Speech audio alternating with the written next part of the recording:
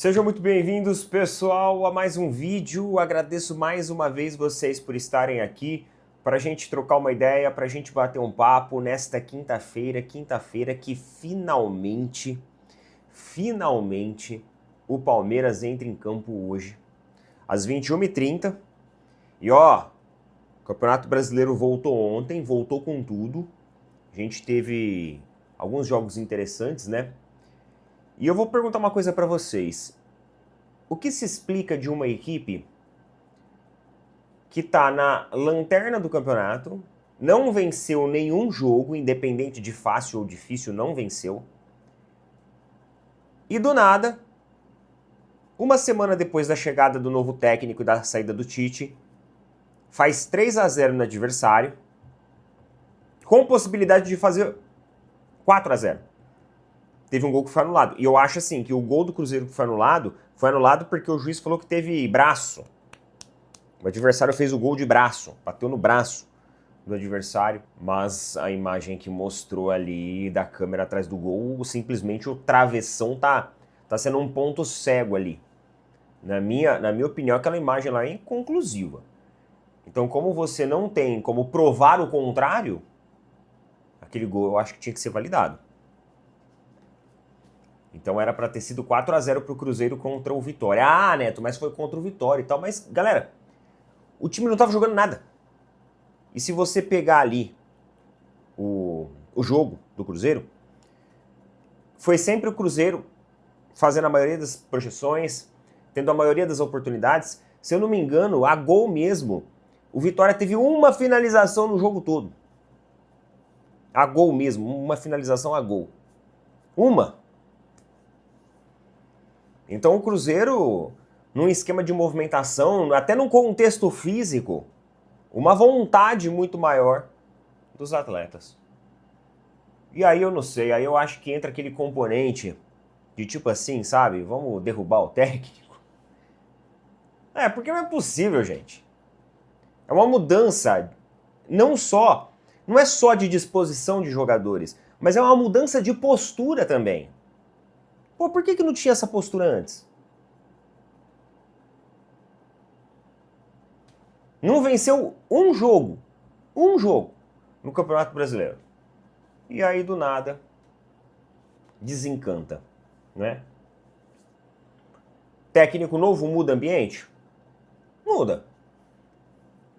Mas, com os jogadores de qualidade que tem no Cruzeiro, eu não sei. Não era pra estar tão ruim como tava. Por mais que o Tite seja ruim, sabe assim? Não era pra estar tão ruim.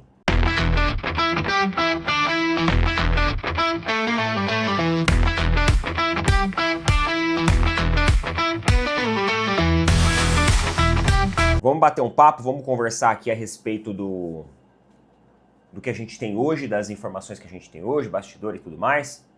E não se esqueçam de apoiar os nossos parceiros da Tribo da Sorte. Estou entrando até aqui na plataforma da Tribo.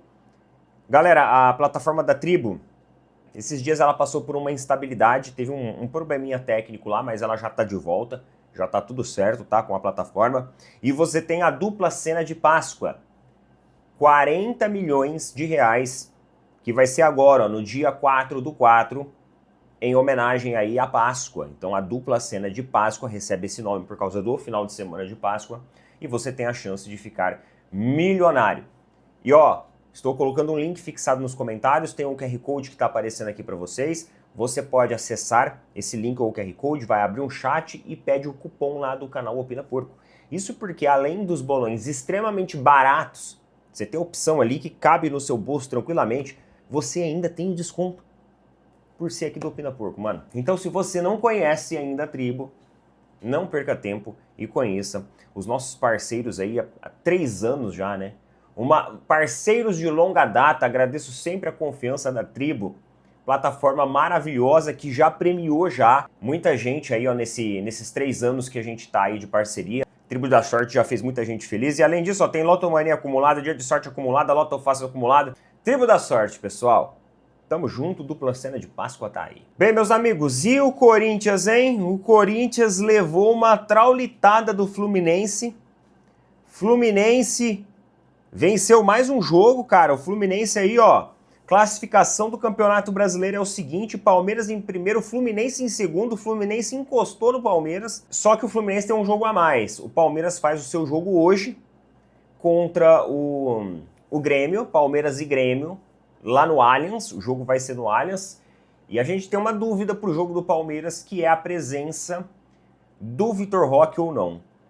O que aconteceu foi o seguinte, meus amigos. O Vitor Roque, ele teve ali uma torção, né, uma entorse ali de tornozelo durante a semifinal ainda do Campeonato Paulista contra o São Paulo. E eu acho que todo mundo, até a gente assim, que tá de fora, acabou subestimando um pouco essa lesão. Achou, coisa de jogo. Fez exames mais específicos, não teve nenhum outro acometimento, tipo o que aconteceu com o Piquerez, que teve ali a ruptura do ligamento. Passou, inclusive, também por cirurgia, deu tudo certo. Vão tentar acelerar o processo de recuperação dele para dar tempo dele pegar a Copa do Mundo. Tomara que dê certo, tomara que ele tenha essa progressão rápida assim. E aí, a lesão do Vitor Roque, todo mundo achou que era tranquilinha e tal, mas não é tão tranquila assim. O atleta tem sentido dores e o Palmeiras tem adotado cautela máxima com o jogador. Então é um ponto de atenção.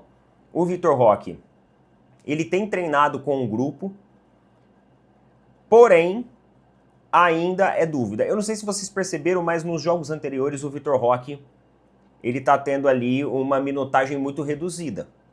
Não sei se vocês perceberam que desde essa época da semifinal, o Vitor Roque ele não voltou a campo com a intensidade que ele tem. Então é justamente por conta dessa lesão. Todo mundo achou que ia ser uma lesão tranquila, mas ela tem se mostrado, esse incômodo do jogador tem se mostrado persistente e o Palmeiras tem adotado cautela com o jogador. Então é bem provável que o Vitor Roque hoje vai estar à disposição, mas no banco de reservas. Não acho que o Vitor Roque vai ser titular em virtude justamente dessa situação. A gente tem várias notícias aqui por vários portais esportivos que falam sobre a cautela máxima do Palmeiras quanto ao Vitor Roque, tá bom? Então o Palmeiras enfrenta o Grêmio hoje às 21h30, defendendo a liderança. E tem que defender porque tem equipes ali encostando, né? A gente teve o Fluminense agora, que encostou. E também nós temos outras repercussões aí que pode acontecer essa noite. O Flamengo joga também. O Flamengo tem um jogo a menos, inclusive, na tabela. Então tem que cumprir um jogo aí de diferença para o Palmeiras. E também pode encostar, dependendo como for aí os cenários, tá bom? E por falar em Flamengo, vamos lá. Pessoal, uma notícia ontem à noite. E talvez essa seja uma daquelas notícias um pouco cansativas. E eu falo isso por experiência própria. Por que ela é cansativa para o torcedor do Flamengo? Porque muitas vezes as pessoas ficam batendo nessa tecla, nesses nomes, e sempre acaba sendo especulação. Isso aconteceu também, né, com a gente, né, com nós, torcedores palmeirenses, agora no final do ano. A gente teve várias especulações do Palmeiras, e uma delas que, assim, chegou uma hora que eu já tava por aqui já, era do John Arias, cara. Eu não aguentava mais sair matérias a respeito do John Arias. Embora a gente repercutisse aqui, a gente falasse aqui, mas sempre parece que era algo ali, ou mais do mesmo, repetitivo. E aqui não é diferente com o Paulo Dybala, lá da Roma, jogador argentino da Roma, que novamente tem o seu nome levantado aí dentro dos bastidores rubro-negros. Só que dessa vez a gente tem uma diferença nessa informação, e ela pode ser uma diferença relevante, pode ser uma diferença valiosa, que segundo o jornalista argentino, o César Luiz Merlo, e se eu não me engano, esse jornalista aqui, pessoal, ele foi o mesmo jornalista que falou com umas 3, 4 semanas de antecedência da contratação do John Arias pelo Palmeiras. Se eu não me engano, foi ele. Eu não vou me recordar se realmente, assim, com exatidão, mas eu acredito que foi ele sim. É um jornalista argentino, ele cobre informações da Europa lá em paralelo também com aqui a América do Sul. Então eu acho que foi ele que trouxe também. Trouxe até tempo de contrato, questões salariais e tudo mais. A gente já estava tão cansado do assunto que a gente não botava fé. Quando eu vi, inclusive, a informação que era um jornalista de fora, eu não lembro exatamente se é ele mesmo, tá? Talvez eu esteja enganado, mas acredito que sim. Mas eu já estava tão cansado já que eu falei assim, isso daí não... Mas a riqueza de detalhes, ela acabava trazendo ali um pouco de argumentação, um pouco de poder de convencimento em relação ao assunto.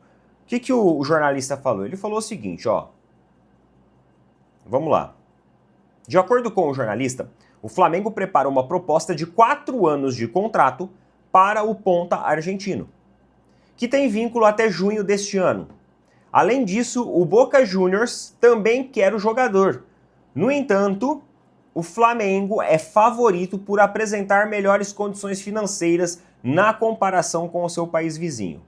E por falar em condição financeira, vocês viram ontem que saiu a receita aí do Flamengo, a receita oficial. Agora a gente chega nesse mês, né? Fim de março, começo de abril, os clubes eles começam a fechar o balanço total. Isso por causa do tempo contábil lá. Então o Flamengo bateu mais de 2 bi de arrecadação total, de faturamento total. Além disso, diminuiu de forma extremamente considerável as dívidas operacionais que tem, né? Dívidas essas que acabam sendo criadas muitas vezes na contratação ali de jogadores, em alguns projetos específicos, acaba subindo um pouco. Isso é algo normal, claro que sempre deve manter controlado, mas se não me engano, se não me falha a memória, a dívida operacional hoje do Flamengo é a menor do Brasil. E ela caiu ali quase pela metade do ano passado para esse. Então a equipe se organizou muito bem financeiramente para essa temporada. O BAP ele chegou chutando ali o balde, né? Cortando muito gasto e brigando também nesse quesito financeiro, a exemplo aí da questão de direitos autorais. Então a equipe está muito bem nessa parte. Então financeiramente, o projeto Flamengo para o Dybala é melhor do que o projeto Boca Juniors. Até mesmo em termos ali de... não só de estrutura, condição financeira, mas de projeção também do futebol. Porque ele vai continuar jogando em um país extremamente competitivo, com uma camisa relevante, que é a camisa do Flamengo. Então, em termos ali de... para jogar futebol, é melhor. Agora, se ele quiser... vamos lá, vou sentar em cima do meu nome e ficar ali. Aí o futebol brasileiro para ele não é legal, não. Porque aqui o futebol brasileiro, meus amigos, é vidraça. É vidraça. Então, se ele estiver querendo jogar com o nome, apenas com o nome, aí não é uma boa ideia, não. Agora, se ele realmente tiver a intenção ainda de disputar ali mais 2, 3 temporadas, ou até 4 temporadas em alto rendimento, eu acho que ele tem 31 anos. Então não é um cara também, então é um cara já experiente e tudo mais, mas ainda rende bastante. Rende bastante. Se o cara...